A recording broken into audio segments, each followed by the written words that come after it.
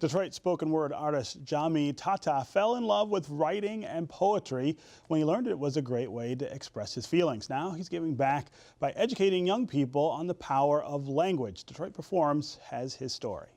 You are the pride of the universe, saving trees by planting seeds in the minds of babes as well as the fertile ground we see.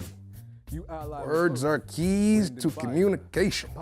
And without words, without understanding words written and spoken, it's kind of hard to navigate your environment. Smog. We all fall. We all fall. But we get up. The sky falls. I am a writer, so I have written since I was little. I have learned the art of performance, poetry. This is my name. This is our name. You can't take it away. My inspiration is revolution. I am always about change. I see a lot of things that are not just, so I strive for justice, and I write about what it means to be a more sustainable, holistic, and caring world. I stand challenging traditions to allow for opportunities for women. Inside of my house and outside of my house, I had some challenges. So, I think being able to write from a place of authenticity, even though some of the things you say may be hard truths for others, that's okay. There is cowardice behind your actions. My potential to pass your potential scares your enterprise. The power behind your name will be lessened, along with the cars in your garage and your position in society. I have a lot of anger in me that I let out through my poetry. And being able to have that as an outlet is healthy, being able to write things that, matter to me and somehow they matter to other people too. Like, I'm not the only one that's been wrongly screwed over by this, that, and the other. I want fresh and organic vegetables in my neighborhood.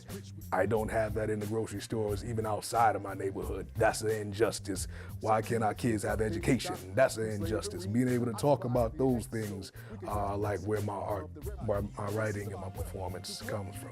Through cooperative economics, we grow our own food. We build and own our own neighborhoods. We employ our own neighbors. We don't wait for others to give us value. In my household, I sometimes didn't have a voice. So poetry gave me an opportunity to have a voice. I journaled like 3 times a day.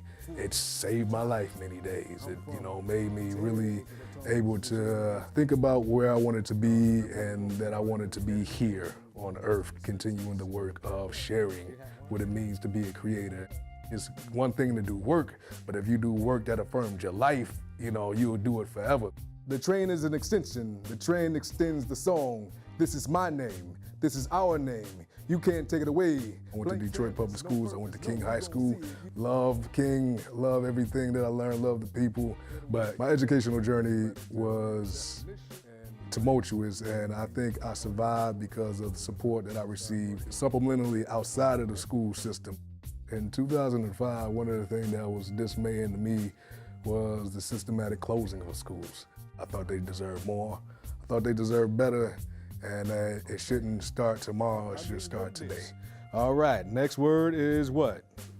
Adolescent. All right, what does that mean?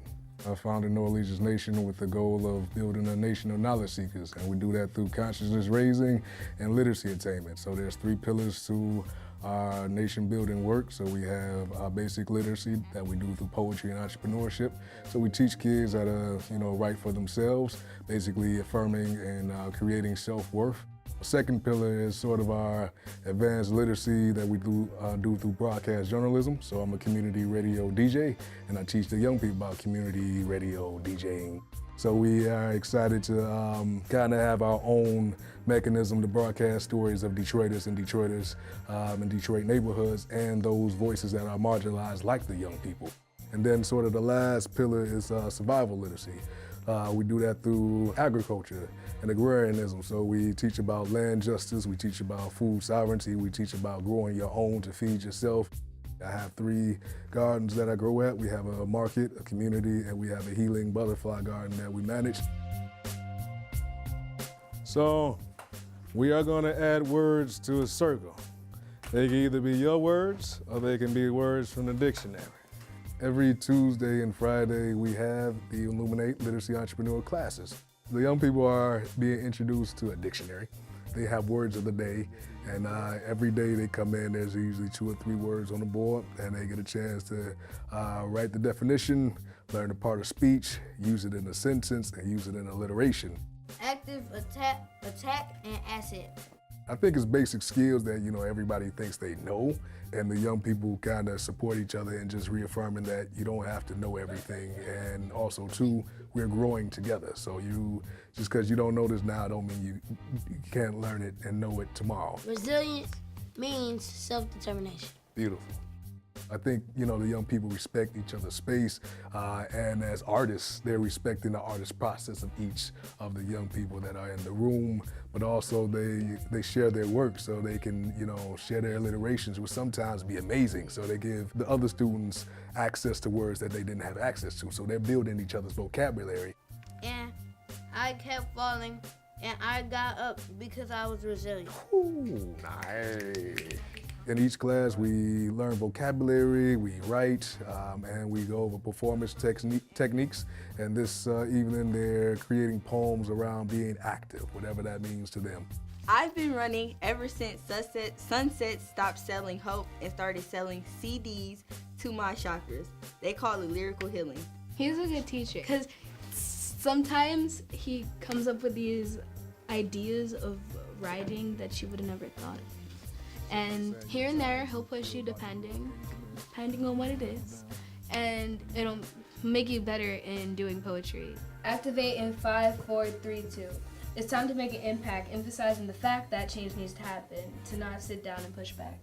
After they learn about journaling and then creating poems, they learn about putting it in a format that you can give to others, and then attaching a value to that. So putting a price on their poem, so then they can sell their poem. So they learn about value from self, and then they externalize that and become literacy entrepreneurs. It's just crazy to think about that you could push yourself and others around you could push yourself and believe in you that much to the point where you have something to show everything that you've accomplished in this small period of time. If I wasn't in this program, I would have been lost. And it just makes it easier as a learning process. And it gives kids an outlet pretty much to where they can just express themselves as they choose to, which is amazing.